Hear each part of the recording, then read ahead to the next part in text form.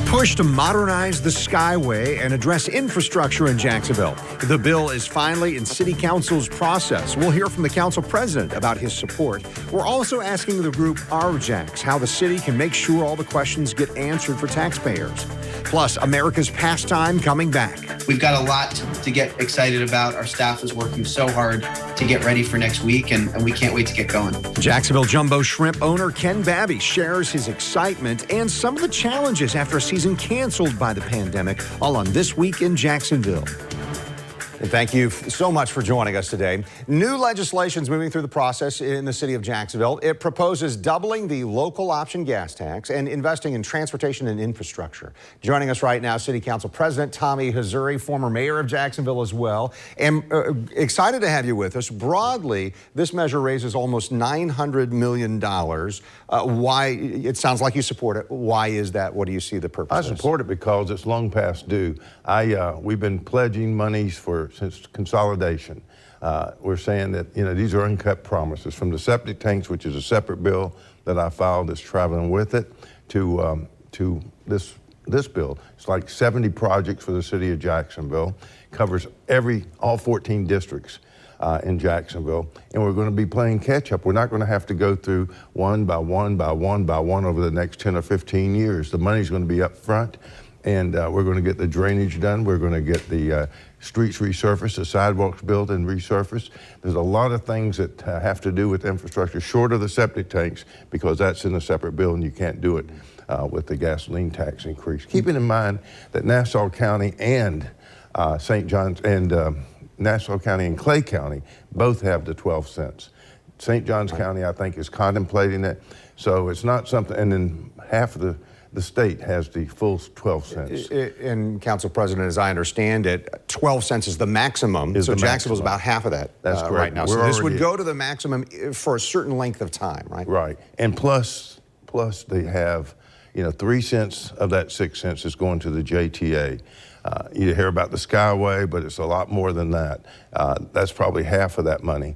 But the 3 cents is going to create about $300 million a year to address it. But they all come from the capital improvement monies that we have, like our city funds. All of these projects are in what they call a 5-year plan, capital improvement, but we're taking it out and putting in with the gas tax. And as a result, you loosen up some of the dollars that are in the capital improvement CIP, and that's where we're going to be able to fund the septic tanks. Okay, and it's helpful to explain, because I've heard that connection. You say they're disconnected, but they're kind of traveling the same path here. They are. How does this local option gas tax, how does it help make sure that some of those promises that haven't been fulfilled do get fulfilled? Well, you can always amend it. It takes 2/3 vote, but these projects the septic tanks come directly from the health department. That's how they list them, from the worst as we go on down the list. We've already done 3 from the general fund and from JEA monies. The next project is Riverview, which is $100 million. But I'm hoping that we can put money in that, but also work on at least outreach for some of the others that are following that one to get started, because it takes a couple of years to get all the septic tanks. You have to have a 70% vote in the respective neighborhoods to move forward on it. And keep in mind, when you remove these septic tanks, you're removing a big cost, and we're going to connect all the way up to the house. The thing you'll be paying for, or they will be paying for, is a sewer and water charge, which they haven't been doing. Yeah. But then if you have failed septic tanks, the septic tank issue in itself, and I know you want to spend time on the gas tax, it impacts the health, safety, and welfare of our community. And that in itself is what the federal government, the state government, and the city governments are all responsible for. The first 3 things: health, safety, welfare. Now, the gas tax, I think the mayor's pushing that because he wants a legacy, and he wants to show that we're committed. And that's what I want: sustainability in the septic tanks and in our projects, in our road projects. I'm excited about it, and we're doing the roads from the worst, again, just like we're doing the septic tanks, to the most needy. In priority, it sounds like. I want to bring up some video. I know just this last Thursday, there was a committee of the whole. And so everybody on the council gets a chance to talk just specifically about this. What came out of that? And I know that some of the comments we heard from some of the council members, hey, this should be a referendum rather than the city council trying to make a decision on this. You want to know why I think it is?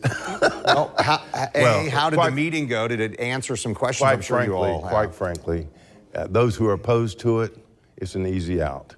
They wanted to do the human rights ordinance that I introduced several years ago that passed, send it to a referendum. One of them said, well, 11 people are making a decision on, because it has to be 10 plus 1 as state law, the majority plus 1, to vote for the sales tax increase, 2/3 for the septic tanks, because you're amending the capital improvement fund. But to me, it's a cop-out. Yeah, will the public want a referendum? Absolutely. But, you know, that's why we were elected. And saying 11 people, well, 19 people make a decision on $1.5 billion budget. That's why we're there. And that's pretty significant. So I don't think you're going to see the referendum, you know, go anywhere. I don't want to speak for the council. I can't. But you're talking about a half a dozen at the most who want to do that. But again, you look at the ones who are opposed to a sales tax or the gasoline tax or any tax, right. They're going to go, let's go to the referendum. You know, and this is a big one, so maybe we wrap up here, but we've got a couple of minutes left. People want transparency and accountability, especially after what we'd seen in some recent things in the city of Jacksonville. So this money would only be used for transportation, and how do we make sure that it's used for what this tax is supposed to be used for? Well, we'll have oversight on all these projects. Keep in mind, for the first time, and I understand, we were burned on the JEA, we're burned on Lot J, no transparency. I think you see a total 360-degree turnaround, certainly from us, because we weren't even involved in the Lot J until they gave us the bill, that you're going to see us. We're having in our 5 at-large council districts, we're having meetings between now and the 25th when it comes to a regular city council meeting for a vote. And then also we're having neighborhood, you know, the different council members, the 14 council members are having, a lot of them are having their own individual town hall meetings, and listening and hearing and learning from the constituents there. So we've had, and the mayor's going publicly. I think several of the council members are speaking at different civic organizations. So this is going, transparency is my byword. Yeah. That's what we're doing as president. That's what I've tried to do as president of the council in my whole year. Final 30 seconds or so. You haven't always gotten along with Mayor Curry, but it seems like you're kind of going in the same direction on this. Is that accurate? We are, yeah. You know, I guess I'm the last line of defense for us versus the executive branch. Well, I think it's more staff than it is the mayor himself. You know, you can't be arrogant and not contact the president, not contact council members on what you're trying to do. Don't surprise us a day or two before. Here's a bill. You got 3 months to vote for it. Same way they did with Lot J, December 8th, before we adjourned for Christmas. And I wasn't going to do that. I established a pathway. We voted it, went down. That was it. This process is going better than what you just referred to, Lot J? Absolutely. This is, I mean, this is going to be totally transparent, has been, and it will continue to be. And we've got one more meeting scheduled for May the 12th, another council of the whole meeting. Hopefully we'll have a vote that day. We pass it like a committee would do, but this is a council of the whole, which means we'll send a report up or down to the regular council meeting on the 25th. I appreciate it. Council President Tommy Hazouri. I know an in-depth issue here. We got to talk a little bit. Thank you so much for being with us. I appreciate it, Ken. Thank you, and thank you for the show that you do every week. Absolutely. All right, so stay with us. Local business leader David Miller is part of OurJax, and this year he is the chairman of OurJax. He joins us with a view on the gas tax plan next on This Week in Jacksonville.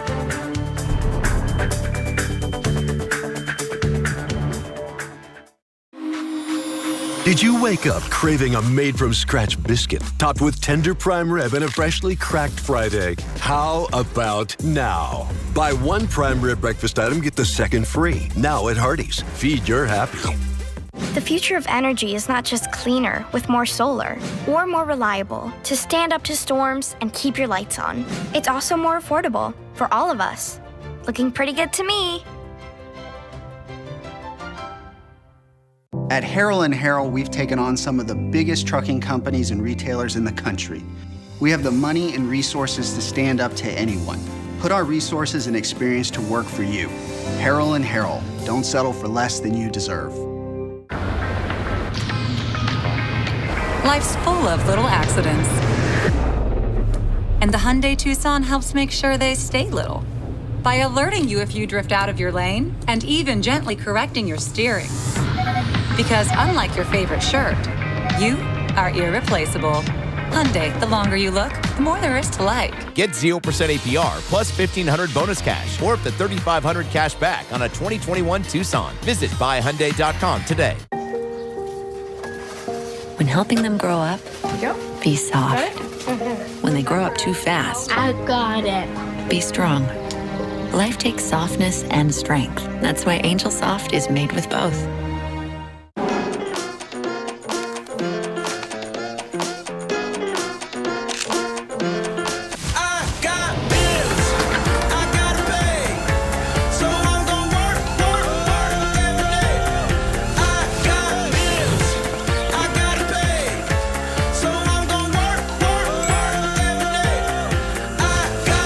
Deposit, plan, and pay with easy tools from Chase. Simplicity feels good. Chase, make more of what's yours. If you bought or leased a new car, boat, ATV, RV, or motorhome, and it doesn't meet performance or quality standards, this is called breach of contract. You may be covered under Florida's lemon law. Don't wait. Call Farah and Farah. Hunger. It lets you know you're hungry. For 100% charbroiled Angus beef and A1 sauce. It's steakhouse flavor without all the fuss. Try the new Steakhouse Angus Thick Burger at Hardee's. Feed your happy. Parents betting your child's life on something you found on social media? The DeChoker. Promises to save lives, but does it really work? We're putting this product to the test, and I've tapped 2 local experts to give us the real deal, a mom and a doctor. Obviously, when an emergency happens, sometimes you forget what you learned. That's just human nature. Life-saving hack, or one to skip. Is there any time you could think that maybe that device is better than regular CPR? It's the As Seen on Social Media test. Monday at 7 on The Morning Show. You're watching This Week in Jacksonville with Kent Justice.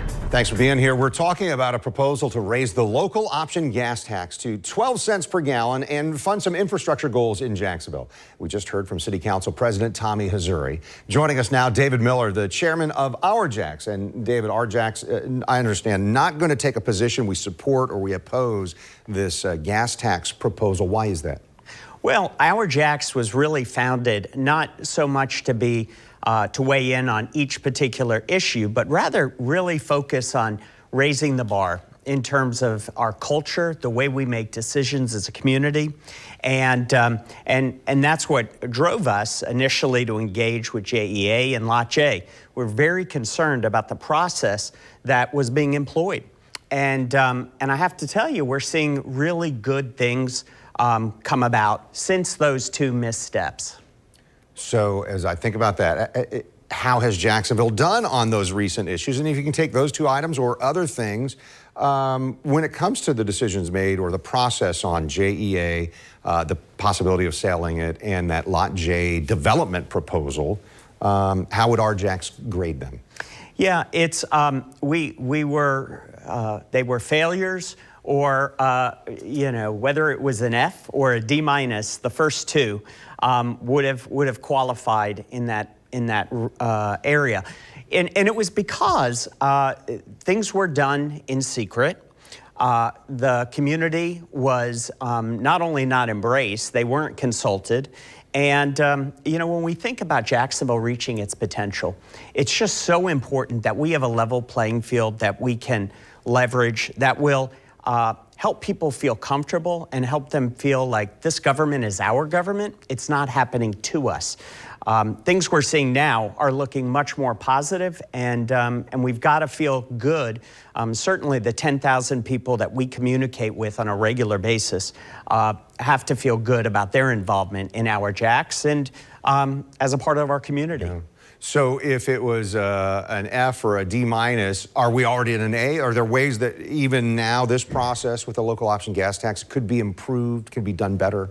Well, I have to tell you, the council's taken the right approach. Matt Carlucci, who brought up having the 5 different community conversations, is exactly the right approach. Also, the mayor's office and the new chief of staff, Jordan Ellsbury, has also been constructive and helpful. And so, in terms of selling what is, the proposal, I think they've done a good job. When it came, initially to thinking about what are the priorities going to be, that was a little bit of a step back. So it was a mixed grade on this one. So maybe expound on that. So, talking about which infrastructure projects were important, is that what you mean? Yeah, so we found out these are what the money's going to go for. No one was really involved. The community certainly wasn't involved in setting those priorities or speaking up before they were put out. The administration has done a good job of trying to sell what is. But in a perfect world, we all would like to have been a part of identifying what those priorities are. And when they're not, you see frustration, you see pushback, and that's what we're seeing here. So, yeah. And I would bring up as maybe Skyway, redeploying that with the U2C, this ultimate urban connector is what JTA is talking about. That's certainly a priority for Nat Ford and what he's spoken about for JTA. Hey, we've got to get some value out of the Skyway thing. Let's reimagine it. But that would maybe be something that people out in the community aren't saying, that's my top priority. Is that right? Well, first of all, Nat Ford is a tremendous community asset. He is a fantastic leader, and under his leadership, JTA has really become a model organization. That being said, you have to ask yourself, what's the question we're trying to answer? The problem today is not how we move people around downtown. The problem today is how do we get people to go downtown?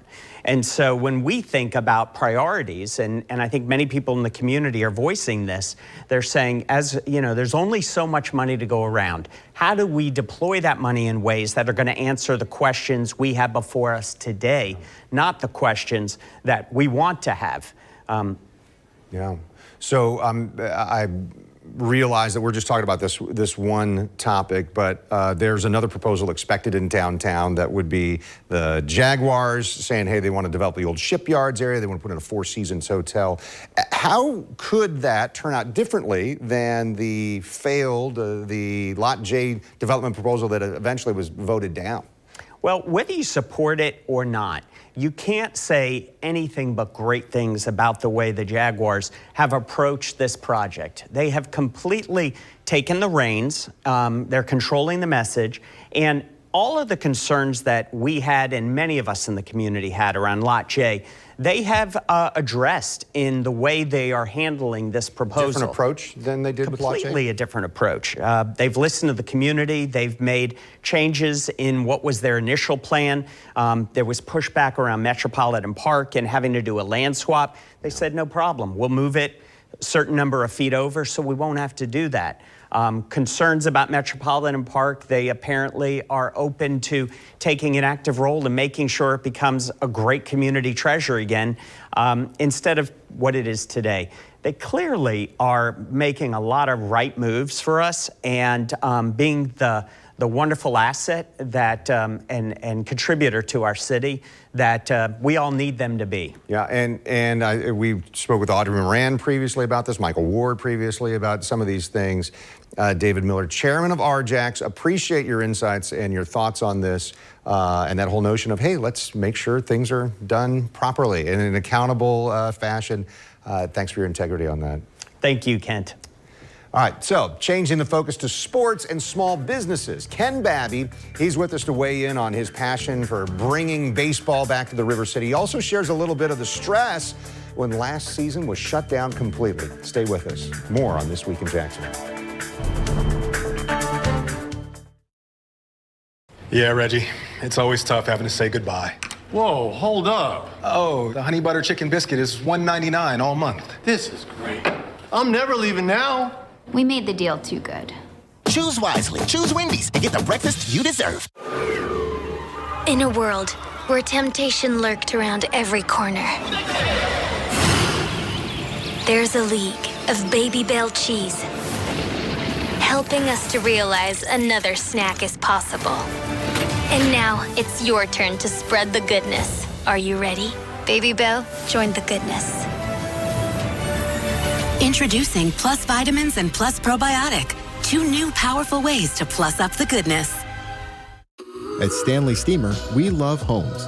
It's why we started cleaning them over 70 years ago and why we still continue today. According to the CDC, cleaning is the necessary first step of any disinfection process. We use detergents and cleaning agents to ensure that your home is prepared for whatever life brings in. Whatever home means to you, we're ready when you are to make sure your space is clean and that you and the ones you care about most are safe.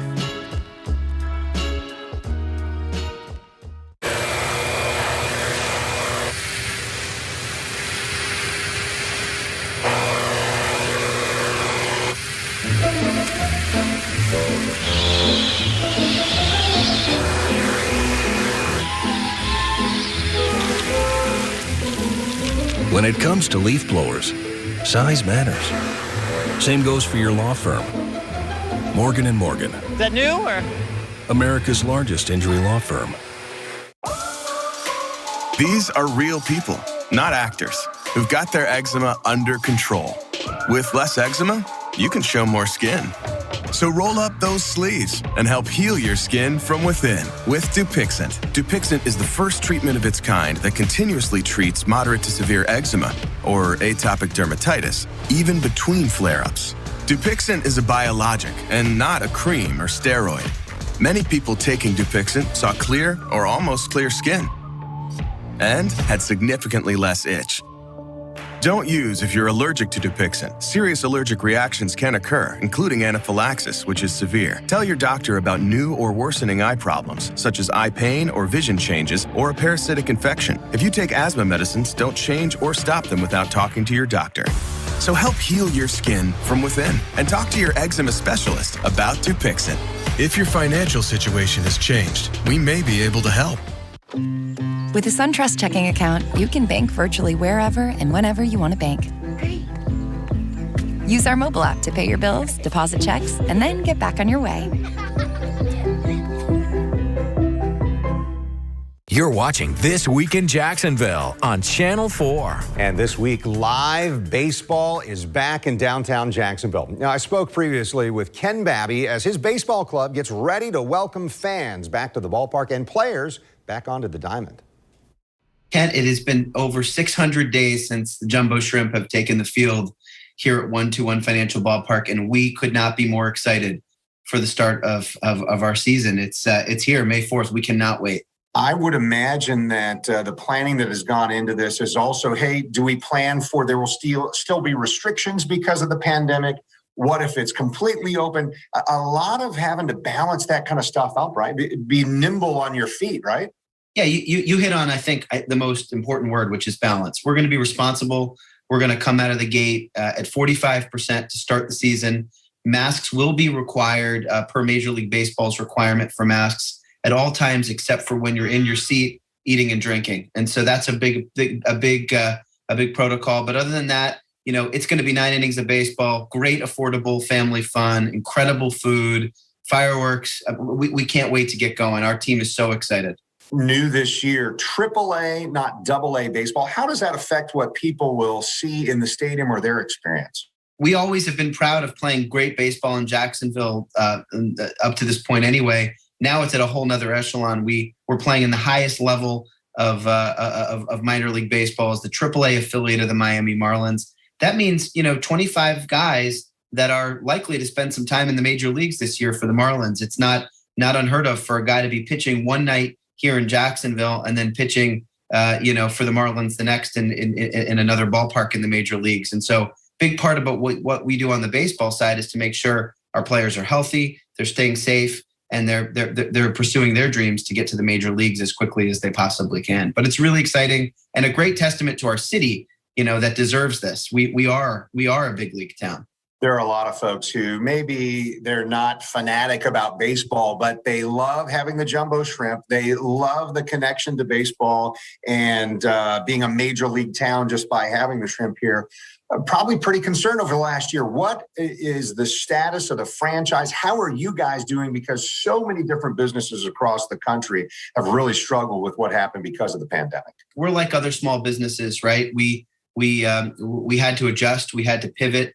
We're really thankful, first and foremost, to our partners, to our season ticket holders, to our plan holders. that stood with us and rolled over commitments that they'd made for 2020, which obviously didn't happen because of COVID, into 2021. So it allowed us to keep all of our full-time staff completely on board throughout the pandemic. We'll come out of the gate in 2021 better, we think, than any sports team in the country because of those decisions that we've made to be loyal to our staff. That said, that happens because of our partners. And so, our partners have stood with us every step of the way. Certainly, it was a very difficult year in 2020, but we could not be more excited to get going on Tuesday night, and can't wait to see our fans out at the ballpark as well. One of the things that the Jumbo Shrimp do extremely well, and you see this throughout minor league baseball, but you have promotions, you have fun events, you have things to kind of draw in somebody who normally would say, I'm not sure I'm going to the ballpark tonight.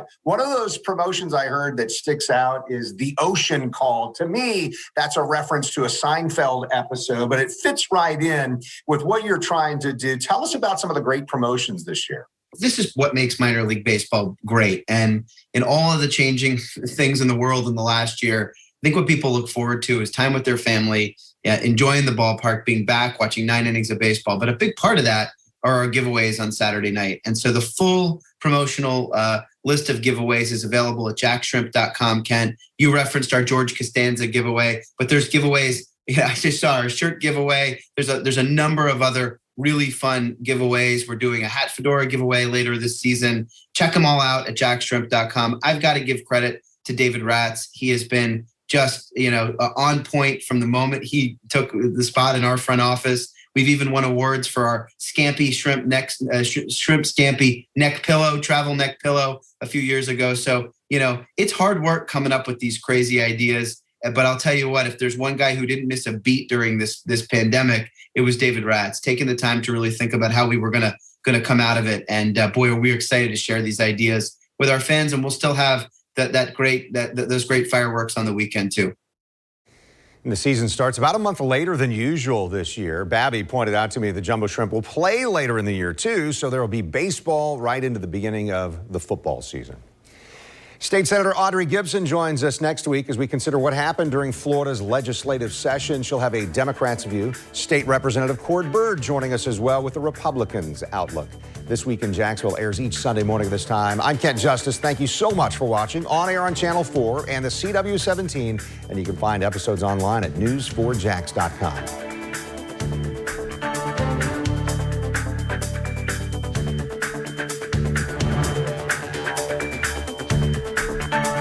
See why every day more people are choosing News 4 Jax. Northeast Florida and South Georgia